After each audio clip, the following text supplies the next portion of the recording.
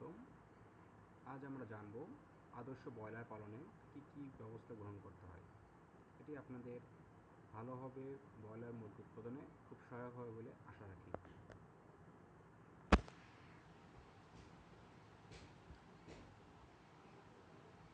উপস্থাপনায় doctor Mohammad Mustafizur Rahman Pappu, technical service executive, new hope agrotech Bangladesh limited. প্রথমে আমাদের জানতে হবে খামার পরিচালনা করতে যে জৈব নিরাপত্তা বা বায়োসিকিউরিটি কী। জৈব নিরাপত্তা খামারের একটি ব্যবস্থাপনা পদ্ধতি যার মাধ্যমে মুরগিকে রোগবালাই সহ বিভিন্ন সমস্যা থেকে মুক্ত রাখা যায়। সঠিকভাবে জৈব নিরাপত্তা অনুসরণের মাধ্যমে খামারের অনেক ধরনের সমস্যা দূর করে অধিক উৎপাদন, খামারের ব্যয় হ্রাস এবং খামারকে লাভজনক করা সম্ভব। তাই জৈব নিরাপত্তা অত্যন্ত গুরুত্বপূর্ণ। একটি সার্থক খামার একটি সুন্দর জৈব নিরাপত্তার উপরে নির্ভরশীল। দেখুন, বায়োসিকিউরিটি মেনটেন করতে গেলে আপনাকে প্রথমেই যে জিনিসগুলো খেয়াল রাখতে হবে যে আপনারা আপনাদের খামারে যে ধরনের গাড়ি আসে, অর্থাৎ খাবার মালবাহী গাড়ি বা যত রকমের ভেহিকেলসগুলো আছে সকল ধরনের যানবাহনকে আগে স্প্রে করতে হবে। খেয়াল করুন, প্রথম ছবিতে দেখা যাচ্ছে যে একটি মালবাহী ট্রাককে 3 জন পরিচ্ছন্নতা কর্মী খুব ভালো কিন্তু চাকা পরিষ্কার করছেন এবং শুধু সাদা পানি দিয়ে নয়, সাথে আরও জীবাণুনাশক যুক্ত করে এগুলো স্প্রে করা হচ্ছে। পাশের ছবিটা দেখুন, এই ছবিতে একটি ফুটপাথের উপরে গাড়িটাকে রাখা হয়েছে এবং একজন পরিচ্ছন্নতা কর্মী সেটাকে কিন্তু ভালোভাবে ওয়াশ করছেন। দেখুন 2 নম্বর ছবিটি খেয়াল করুন। হ্যাঁ, এভাবে সকল গাড়িকে খুব ভালোভাবে স্প্রে করতে হবে। দেখুন, ফার্মের এগুলোকে ফুটপাথ বলে। তো প্রতিটি সুন্দর ফার্মের বায়োসিকিউরিটি মেনটেন করতে গেলে এই ধরনের ফুটপাথ থাকা বাঞ্ছনীয়। এই ধরনের ফুটপাথ না রাখলে পায়ের মাধ্যমে যে জীবাণুগুলো আপনারা বিভিন্ন স্থানে ঘুরে ঘুরে সংগ্রহ করেন সেগুলো আপনাদের শরীরের মধ্যে খুব সুন্দরভাবে চলে যায়, যার কারণে রোগবালাই আক্রান্ত হয় এবং আপনার খামার একটি লসের খামারে পরিণত হয়। দেখুন প্রথম ছবিতে এই যে এখানে একটি ফুটপাথের জন্য জায়গা রাখা হয়েছে। পাশের ছবিতে দেখুন একজন ব্যক্তি ওই ফুটপাথের মধ্যে তার জুতাকে ঢোকানোর জন্য দাঁড়িয়ে আছেন। তৃতীয় ছবিতে কিন্তু একদম গামবুট পরে অলরেডি ফুটপাথের জন্য তৈরি পানিতে দ্রবণে কিন্তু পা চুবিয়ে রেখেছে। হ্যাঁ, এখন প্রশ্ন হলো এই দ্রবণে আপনারা কি ব্যবহার করবেন। ফুটপাথের ব্যবহার করার জন্য বাজারে অনেক ধরনের জীবাণুনাশক পাওয়া যায়।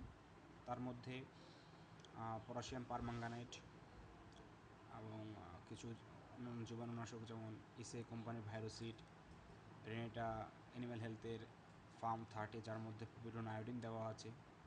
এই ধরনের ডিসইনফেক্টেন্ট বলে এগুলো নিয়ে এসে আপনারা আপনাদের বাসার ফায়ার সেলের সামনে এই ধরনের একটু জায়গা করবেন, করে তার মধ্যে কোম্পানির নিয়ম নীতি মেনে, যেমন ফার্ম 30 প্রতি 5 লিটার পানিতে 1 লিটার পানিতে 5 থেকে 6 মিলি ফার্ম 30 ওষুধ দিয়ে এটাকে কিন্তু আপনারা জীবাণুনাশক করতে পারেন। খেয়াল রাখবেন যে আপনারা আপনাদের পরিবেশকে যত সুন্দর রাখতে পারবেন, আপনাদের শেডের জৈব নিরাপত্তা বা বায়োসিকিউরিটি যত সুন্দর রাখতে পারবেন, আপনাদের ফার্মের উৎপাদন তত ভালো হবে। দেখুন এই যে এই দুটি ছবি খুব ভালোভাবে লক্ষ্য করুন দর্শক মণ্ডলী। দেখুন প্রথম ছবিতে একজন মহিলা কর্মচারী তার সহকর্মীকে বডি স্প্রে করে দিচ্ছেন এবং অবশ্যই জীবাণুনাশক দেওয়া আছে এবং পাশেই দেখুন একটি সুন্দর ফুটপাথ রয়েছে। এভাবে কিন্তু আপনারা আপনাদের আগত দর্শনার্থীদের বা আগন্তুক যে আসুক না কেন ফার্মে, তাকে অবশ্যই এভাবে স্প্রে করিয়ে দিবেন। এটা ব্যক্তি পর্যায়ে স্প্রে। এর পাশে দেখুন শেডের মধ্যে স্প্রে করছেন। সেটার জীবাণু কিন্তু যখন প্যাথোজেন কোনো শেডকে আক্রমণ করে তখন শুধুমাত্র যে শরীরে থাকবে তা কিন্তু নয়, এটা ফার্মের আনাচে কানাচে এমনকি ফার্মের শেডেও এটা থাকতে পারে। এজন্য ফার্মের শেড কিন্তু খুব ভালো করে জীবাণুনাশক দ্বারা স্প্রে করা উত্তম। দেখুন কিছু কিছু বিষয় আপনাকে মেনে চলতে হবে একটি ফার্মের বায়োসিকিউরিটি মেনটেন করার জন্য। আর প্রথমে দেখুন যে আপনি ফার্মের স্থান নির্বাচন, এটি অত্যন্ত গুরুত্বপূর্ণ একটি বিষয়। তার মধ্যে আছে শেড নির্মাণ, আদর্শ শেড নির্মাণ কীভাবে করতে হবে সেটা আপনাকে জানতে হবে।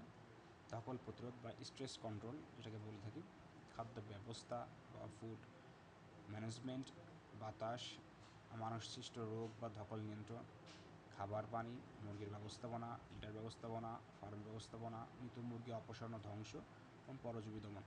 এই যে কয়টি পয়েন্ট বললাম,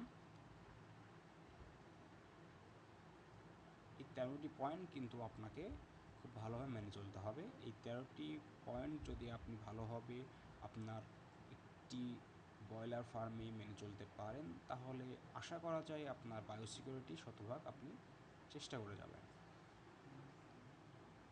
এখন ফার্মের স্থান নির্বাচন, দেখুন একটি ফার্ম যত্রতত্র করলে কিন্তু আপনার শেড বা আপনার ব্যবসা কখনোই লাভজনক হবে না।